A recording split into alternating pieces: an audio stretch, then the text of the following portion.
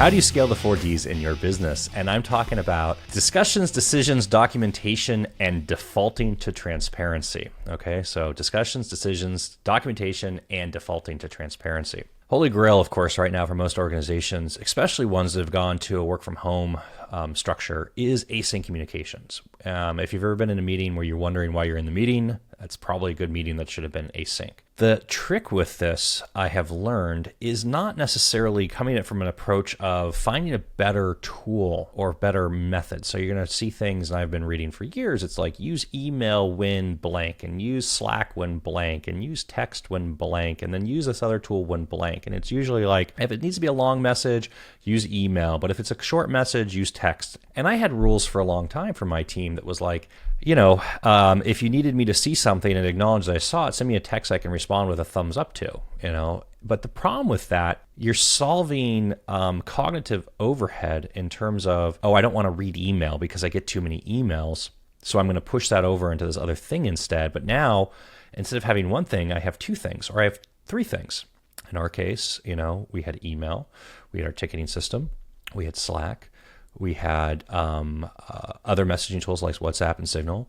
We had text message. We had phone calls. We had Google Docs. We had Airtable. And you turn around and you look and say, okay, there's 8 potential homes for this, for information. And where is the information in this company? It's actually more than 8, by the way. And I had a little freak out about it and just said, okay, we're getting rid of all of our tools and we're just going to use Google Docs. And ran for a while from a place of everything that we did was documented, stored, communicated, collaborated, etc. in a Google Doc. So if we had a meeting, the meeting was documented in Google Docs. If we had a discussion, it was documented in Google Docs. If we had a decision to make, it was in Google Docs. If we had documentation, it was in Google Docs. And by the way, I forgot, the 9th tool there was Notion.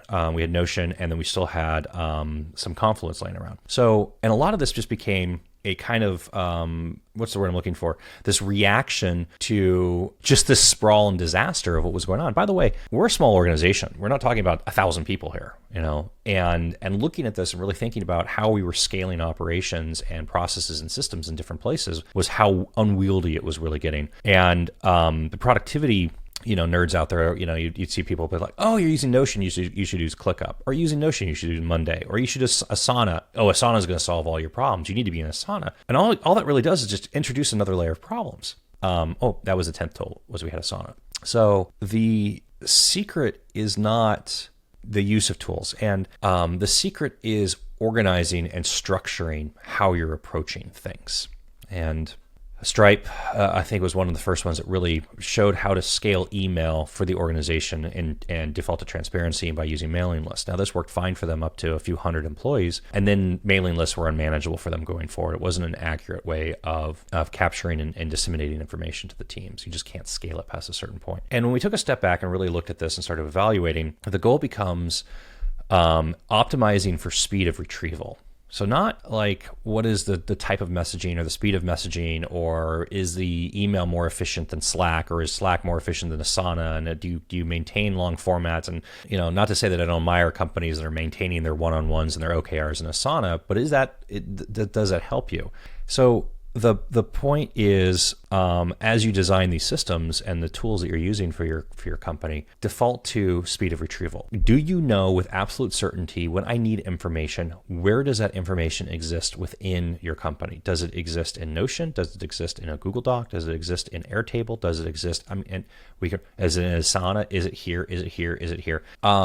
There's great foundational work that you can use on this one to really build this out, and the best example of it really becomes defaulting the type of information into different places. And really, you should have a tool and tooling for external communication. So if you're interacting externally to your company, where does that information live? So if you're interacting with vendors or customers or trading partners or whatever, what do you use for that? Well, I guarantee you're going to be using email for that. It's going to be phone call, it's going to be email. And that's what you're going to use. You can put that in email, or you can use an overlay to email like a front, or there's a few different popular front type tools that overlay on top of Gmail. Or you can do what we did, which is you can just integrate everything on top of your CRM. So anything that is work related and externally related goes into and lives in our CRM, including emails, personal emails in and out, and tickets customer conversations, distribution lists, etc. It all lives in our CRM. Now, the next step that we have to take with this is we're going to take and put SMS messaging and then integrate that into the CRM as well. So anything that's externally is going to live in the CRM. And if you need to find something that occurred with a vendor or with a customer, it's going to go look at the CRM and pull it out of the CRM. Okay, external done. So now you need a tool for internal. You need an internal communication tool, and you need an internal work tool, and then you probably need an internal documentation tool. Okay, so you're at a place where you need 4 tools. And this actually goes with the 4D's, right? So the idea there is have a communication tool that is an internal communication tool that can be scaled and can be searched and can be persistent and can produce healthy habits. Now, a lot of companies will default to a chat tool. They'll use Slack or they'll use Microsoft Teams. And we can get into an argument about whether or not that is a good tool to use or if that's a good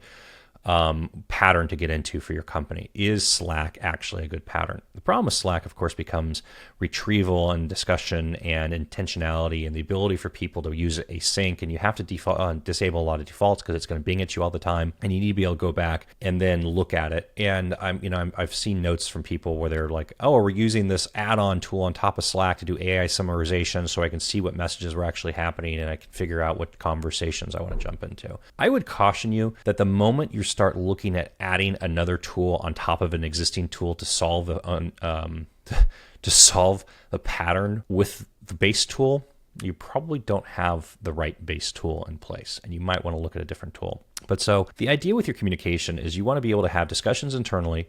You want to be able to have ad hoc conversations. You want to be able to have community building conversations. You want to be able to have people just just chat with each other and post cat memes or whatever. And you want to be able to take and then elevate and say, okay, we've gone from a discussion to now we've gone to work, right? And so work is project and tasks, and something actually has to be accomplished. So you need to move from a discussion and you need to move into work. And work has an output, right? You have a defined input, you have a transformation, and you have an output. And the first time you do it, you maybe know what your input is, and you kind of have an idea of what your output is, but you don't really know what the actual process is for the transformation. And then you start talking about how do you actually create the documentation around that so you do it. What we've done and what we've gotten into is we've gotten into a really simplistic system where we have a Google Sheet. I kid you not, a Google Sheet, our AORs, so it's areas of responsibility. So we've got an AOR sheet, lists every functional department within the business, and then lists an outcome, a process task outcome, has a trigger for it, like when does this occur, who's the primary person responsible for this, who's a backup person responsible for it, and what is the link to the documentation. And that link to documentation is a link to a Google Doc. Now,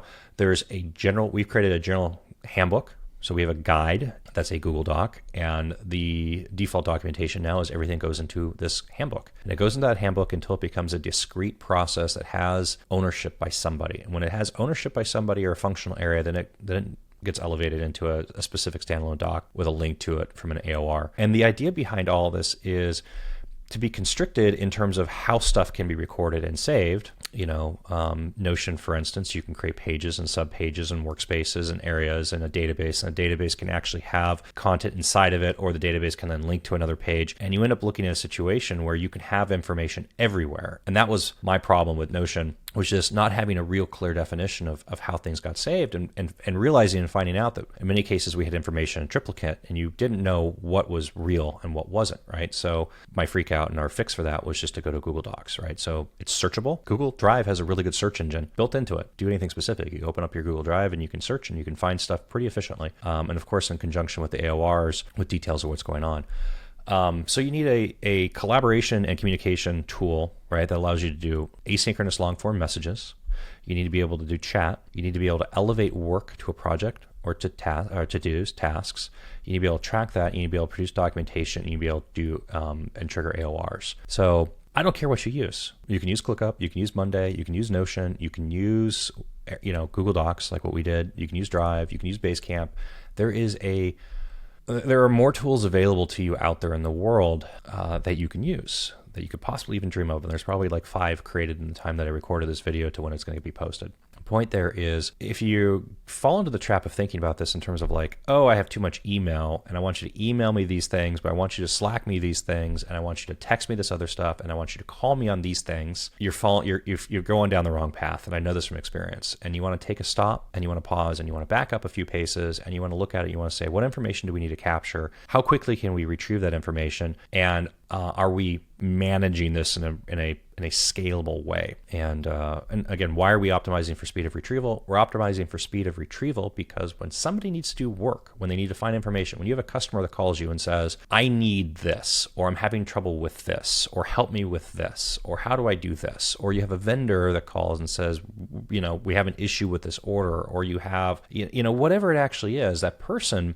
that receives that phone call, that email, that chat, that text, that ticket, whatever it is that's coming into your company with, needs to be able to very quickly be able to open up to find. Let's actually back up. They need to be able to very quickly find what it is that they need, and they need to be able to apply it efficiently, right? So now, if Bob is the person that normally does this and Bob's out of the office and has to go to Sally instead, can Sally very quickly jump in and take care of this for Bob while Bob's gone? If you as the business owner or founder or CEO or fill in the blank title want to go on vacation and have a real vacation where people can't call you and you have to email every morning, you need to have a process in place where people can actually do what needs to be done while you're gone. So this is all about, again, optimizing and scaling the 4Ds in your business, discussions, decisions, documentation, and defaulting to transparency. And don't get tied up with what tool are we using. Take a step back and really think about it in terms of, can we find and do the work that we need to do in an efficient way? And if not, do we need to design our systems a little bit differently? I'm Max Clark. That's a quick thought.